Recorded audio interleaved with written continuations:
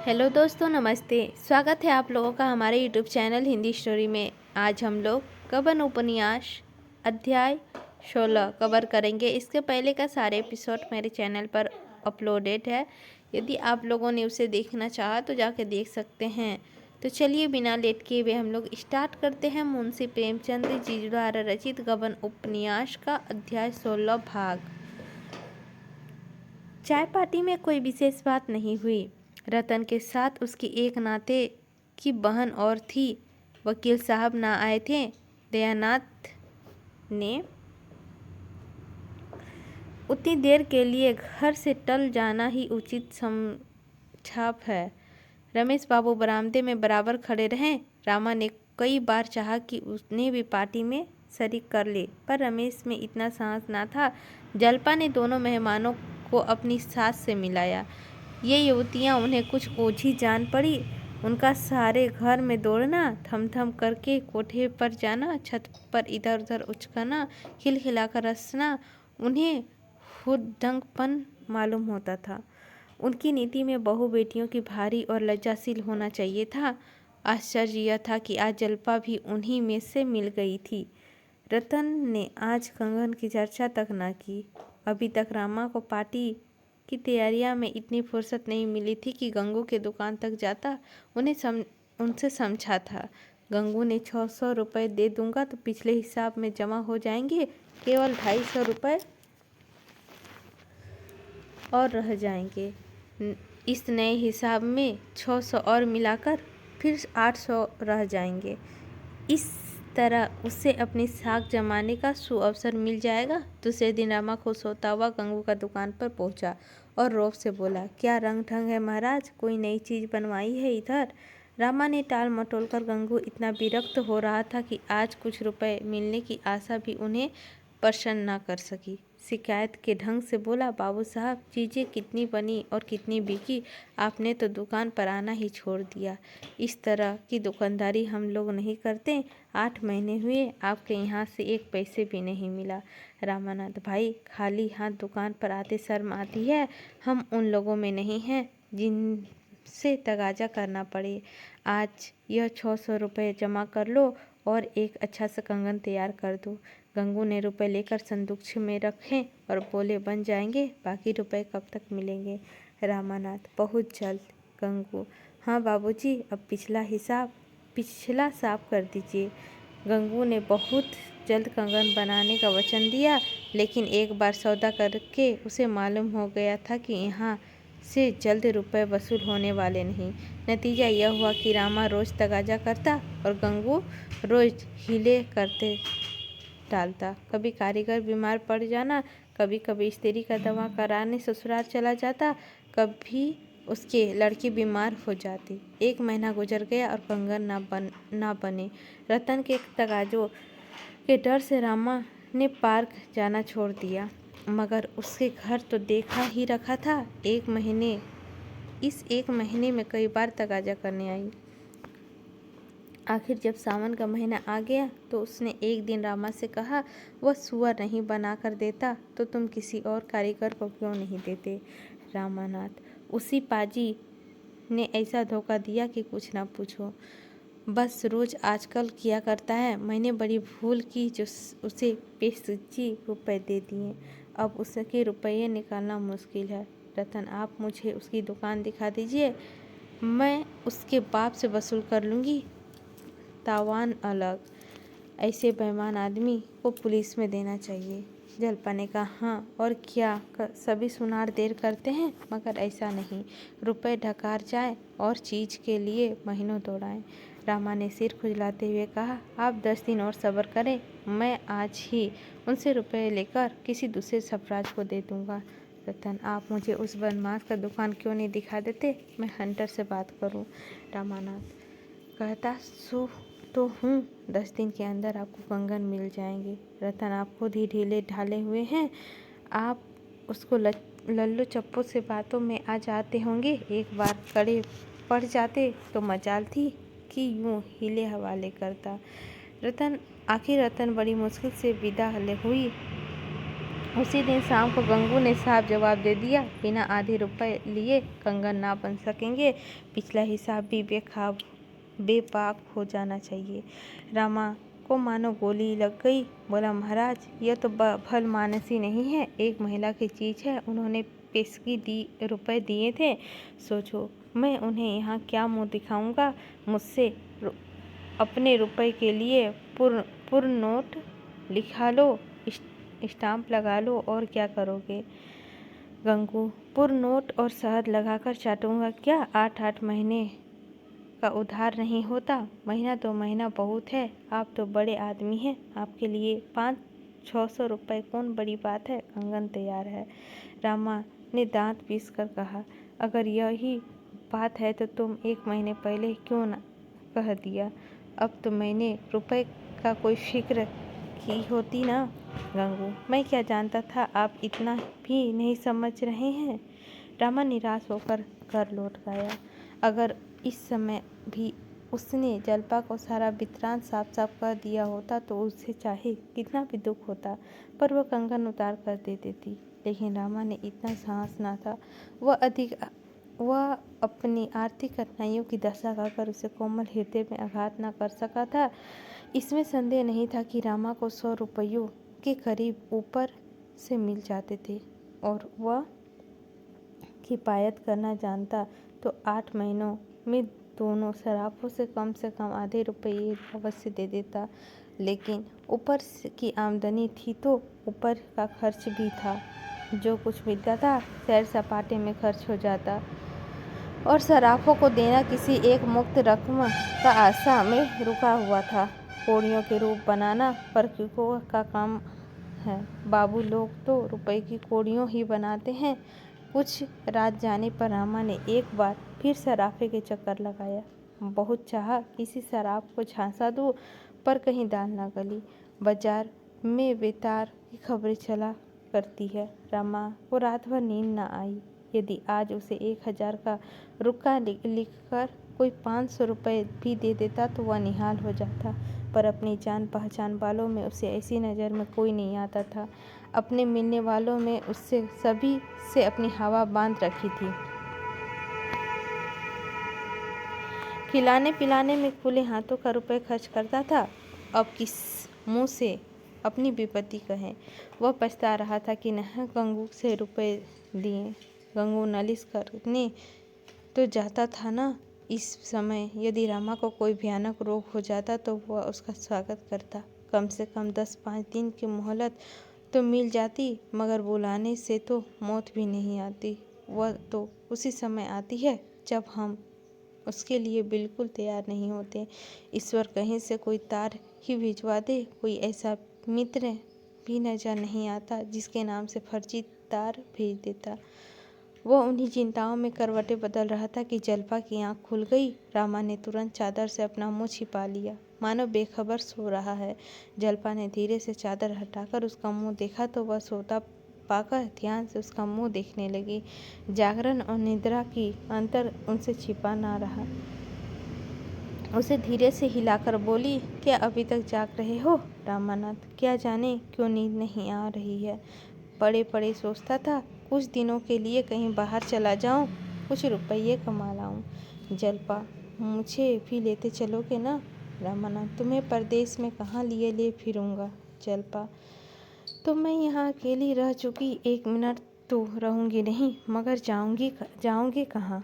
राम, अभी कुछ निश्चय नहीं कर सका हूँ। जल्पा, तो क्या सचमुच तुम मुझे छोड़कर चले जाओगे? मुझसे तो एक दिन भी ना रहा जाएगा। मैं समझ गई तुम मुझसे मोहब्बत नहीं करते, केवल मुँह देखे की परती करते हो। रामानाथ, तुम्हारे प्रेम पास ही ने मुझे बांध रखा है, नहीं तो अब तक कभी चला गया होता। जल्पा, बातें बना रहे हो। अगर तुम्हें मुझसे सच्चे प्रेम होता तो तुम कोई पर्दा ना रखते। तुम्हारे मन में जरूर ऐसी बात है जो तुम मुझसे छिपा रहे हो। कई दिनों से देख रही हूँ तुम चिंता में डूबे रहते हो। मुझसे क्यों नहीं कहते? विश्वास नहीं है, वहाँ प्रेम कैसे रह सकता है? रामानाथ, यह तुम्हारा भ्रम है जल्पा। मैंने तो तुमसे कभी पर्दा नहीं रखा। जल्पा, तो तुम मुझे सचमुच दिल से चाहते हो?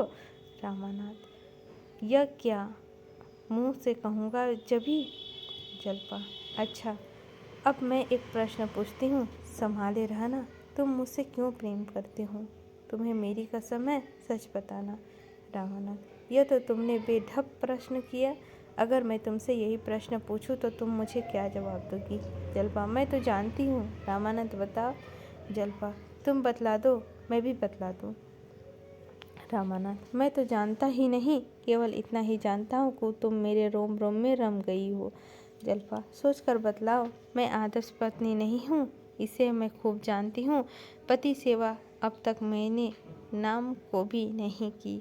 ईश्वर का दया से तुम्हारे लिए अब तक कष्ट सहने की जरूरत ही नहीं पड़ी। घर गृहस्थी का कोई काम मुझे आता नहीं, जो कुछ सीखा यही सीखा।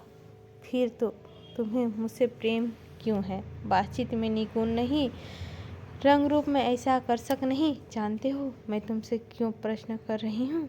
रामानाथ, क्यों? रामानाथ, क्या जाने भाई, मेरी समझ में तो कुछ नहीं आ रहा है। जल्पा, मैं इसीलिए पूछ रही हूँ कि तुम्हारे प्रेम को अस्थायी बना सकूँ। रामानाथ, मैं कुछ नहीं जानता जल्पा, ईमान से कहता हूँ, तुमने कोई कमी है, कोई दोष है तो यह बात आज मेरे ध्यान में नहीं आई। लेकिन तुमने मुझसे कौन सी बात देखी? ना मेरे पास धन है ना रूप है, बताओ। जल्पा, बता दूँ, मैं तुम्हारी सज्जनता पर मोहित हूँ। अब मुझसे क्या छिपाऊँ? अब तुमसे क्या छिपाऊँ? जब मैं यहाँ आई तो यथापि तुमने अपना पति समझती थी, लेकिन कोई बात कहते या करते समय मुझे चिंता होती थी कि तुम यदि पसंद करोगे या नहीं। यदि तुम्हारे बदले मेरा विवाह किसी दूसरे पुरुष से होता तो उसके साथ मेरा यही व्यवहार होता। यह पत्नी और पुरुष की रिवाजी नाता है। पर अब मैं तुम्हें गोपियों के कृष्ण से भी ना बदलूंगी, लेकिन तुम्हारे दिल में अब भी चोर है। अब तुम अब भी मुझसे किसी बात में पर्दा रखते हो। रामानाथ, ये तुम्हारी केवल शंका है जल्पा, मैं दोस्तों से भी कोई दुराव नहीं करता। फिर तुम तो मेरी हृदयेश्वरी हो। जल्पा, मेरी तरफ देखकर बोलो, आंखें नीचा करना मर्दों का काम नहीं है। रामानंद जी में एक बार आया कि अपनी कठिनाइयों की कथा कह सुनाओ, लेकिन मिथ्या गौरव ने फिर उसे जवान बंद कर दी। जल्पा जब उससे पूछती, सराफों को रुपए देते जाते हो या नहीं, तो वह बराबर करता, हाँ कुछ न कुछ हर महीने देता जाता हूँ। पर आज रमा का दुर्बलता ने जल्पा के मन में एक संदेह पैदा कर दिया था। वह उसी संदेह को मिटाना चाहती थी। जरा देर बाद उसने पूछा, सरफराज के तो अभी सब रुपए अदा ना हुए होंगे? रामानंद, अब थोड़े ही बाकी हैं। जल्पा, कितने बाकी होंगे? कुछ हिसाब किताब लिखते हो? रामानाथ, हाँ लिखता क्यों नहीं, 700 से कुछ कम ही होंगे। जल्पा, तब तो पूरी गठरी है। तुमने कहीं रतन के रुपये तो नहीं दे दिए? रामा का दिल काँप रहा था, कहीं जल्पा यह प्रश्न ना कर बैठे। आखिर उसने यह प्रश्न पूछ ही लिया। उस वक्त भी यदि रामा ने साहस करके सच्ची बात स्वीकार कर ली होती तो शायद उसके संकटों का अंत हो जाता। जल्पा 1 मिनट अवश्य सन्नाटे में आ जाता। संभव है क्रोध और निराशा के आवेश में 2-4 कटु शब्द मुंह से निकलती, लेकिन फिर शांत हो जाते। दोनों मिलकर कोई न कोई युक्ति सोच निकालते। जल्पा यदि रतन के ये रहस्य कह सुनाती तो रतन अवश्य मान जाती कि पर हाय रे आत्मगौरव। रामा ने यह बात सुनकर ऐसे मुंह बना लिया मानो जल्पा ने उस पर कोई निष्ठुर प्रहार किया हो। बोला, रतन के रुपये क्यों देता? आज चाहूँ तो 2-4 हजार का माल ला सकता हूँ। कारीगरों की आदत देर करने की हुई होती है। सुनार की खटाई मशहूर है, बस और कोई बात नहीं। 10 दिन में या तो चीज ही लाऊंगा या रुपए वापस कर दूंगा। मगर यह शंका तुम्हें क्यों हुई? पराई रकम भला मैं अपने खर्च में कैसे लाता? जल्पा, कुछ नहीं, मैं यूं ही पूछा था। जलपा ने थोड़ी देर में नींद आ गई, पर रामा फिर भी उधेड़-बुन में पड़ा। कहाँ से रुपए लाएं? अगर यह रमेश बाबू से साफ-साफ कह देता तो किसी महाजन से रुपए दिला देंगे, लेकिन नहीं, वह उसे कहीं किसी भी तरह ना कर सकेगा। उसमें इतना साहस न था। उसने प्रातः का नाश्ता करके दफ्तर की लाद ली, शायद वहाँ कुछ प्रबंध हो जाए। कौन प्रबंध करेगा, इसका उसे ध्यान न था। जैसे रोगी वैद्य के पास जाकर संतुष्ट हो जाता है, पर यह नहीं जानता मैं अच्छा होऊंगा या नहीं। यह दशा इस समय रामा की थी। दफ्तर में चपरासी के सिवा और कोई न था। रामा रजिस्टर खोलकर अंकों की जांच करने लगा। कई दिनों से मीजान नहीं दिया गया था, पर बड़े बाबू के हस्ताक्षर मौजूद थे। अब मीजान दिया तो 2500 निकाले। एकाएक उसे एक बात सूझी, क्यों न 2500 की जगह मीजान 2000 लिख दूं। रसीद वही की जांच कौन करता है। अगर चोरी पकड़ी गई तो कह दूंगा मीजान लगाने में गलती हो गई, मगर इस विचार में उसको मन में टिकने ना दिया। इस भय से कहीं चित्त चंचल ना हो जाए। उसने पेंसिल के अंकों की रोशनाई उधार दी और रजिस्टर के दराज में बंद करके इधर उधर घूमने लगा। इक्की दुक्की गाड़ियाँ आने लगी।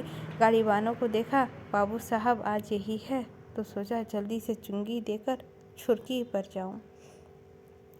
रामा ने इस कृपा के लिए दस्तूरी की दूनी रकम वसूल की और गाड़ी वालों ने शौक से दी, क्योंकि यह मंडी के समय था और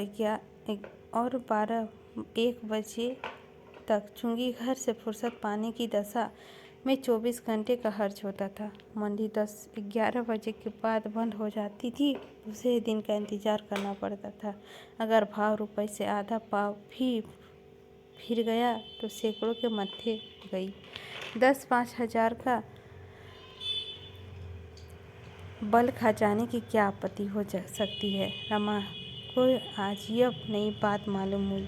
सोचा आखिर सुबह से मैं घर पर ही बैठा रहता हूँ, अगर यहाँ आकर बैठ जाऊँ तो रोज़ 10-5 रुपये हाथ आ जाएं, फिर तो 6 महीने में सारा झगड़ा साफ हो जाए। मान लो रोज़ ये चांदी ना होगी, 15 ना सही 10 मिलेंगे, 5 मिलेंगे। अगर सुबह को रोज़ 5 रुपये मिल जाएं तो कितने ही दिन भर में और मिल जाए तो 5 रुपये का मंथ ऋण से मुक्त हो जाऊं। उसने दराज खोलकर फिर रजिस्टर निकाला तो यह हिसाब लगा लेने के बाद अब रजिस्टर के हेर उधर कर लेना इतना भयानक ना जान पड़ा। नया रंग रूट के पहले बंदूक की आवाज़ से चौंक पड़ता है, आगे चलकर गोलियों की वर्षा से नहीं घबराता। रमा दफ्तर बंद करके भोजन करने घर जाने ही वाला था कि एक बिसाती का ठेला आ पहुंचा। रमा ने कहा, लौटकर चुंगी लूँगा। बस बिसाती ने मिकेत करनी शुरू की। उसे कोई बड़ा जरूरी काम था। आखिर 10 रुपये पर मामला ठीक हुआ। रामा ने चुंगी ली, रुपए जेब में रखे और घर चला। 25 रुपये केवल 2-2.5 घंटे में आ गए। अगर 1 महीने में यह औसत भी हो रहे तो पल्ला पार है। उसे इतनी खुशी हुई कि वह भोजन करके घर ना गया, बाजार में ही कुछ नहीं मंगवाया। रुपए भुनाते हुए उसे 1 रुपया पल्ला पार है। उसे इतनी खुशी हुई कि भोजन करके घर ना गया, बाजार से ही कुछ नहीं मंगवाया। रुपए भुनाते हुए उसे 1 रुपया कम हो जाने का ख्याल हुआ। वह शाम तक बैठा काम करता रहा। 4 रुपये और वसूल हुए, चिराग जले और घर चला तो उसके मन पर से चिंता और निराशा का बहुत कुछ बोझ उतर चुका था।